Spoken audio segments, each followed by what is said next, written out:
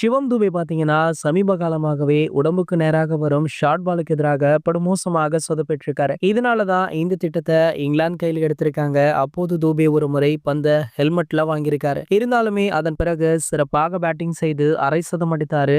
இதனை தொடர்ந்து பாத்தீங்கன்னா, இங்கிலாந்து பேட்டிங் செய்யும் பொழுது துபே ஃபீல்டிங் செய்ய வரல. மாற்றாக ரமன்தீப் சிங் விளையாடினாரு. சிறிது நேரம் கழித்து ரமன்தீப் சிங்கை நீக்கிவிட்டு மாற்றாக அர்ஷித் ராணாவை சேர்த்தாங்க.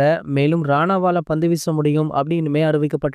ஐசிசி விதிமுறைப்படி பேட்டருக்கு தலையில அடிபட்டால் போட்டியின் எஞ்சிய நேரங்கள்ல அடிபட்ட பேட்டருக்கு மாற்றாக மாற்று வீரரை சேர்க்க முடியும். அந்த மாற்று வீரரால பந்து வீசவும் முடியும். இந்த விதிமுறையை பயன்படுத்தினா அர்ஷித் ராணாவை பந்து வீச வைக்க முடிவுமே பண்ணாங்க. ராணாவுமே 10 ஓவர்களுக்கு பிறகு பந்து வீச வந்து 3 விக்கெட்டுகளை சாச்சிருக்காரு. ஆட்டத்தை இந்திய அணி பக்கம் கொண்டு வந்திருக்காரு. இறுதியில பாத்தீங்கன்னா இந்தியா வென்று 3-1 அப்படின்ற கணக்குல இந்த தொடரை கைப்பற்றி இருக்காங்க.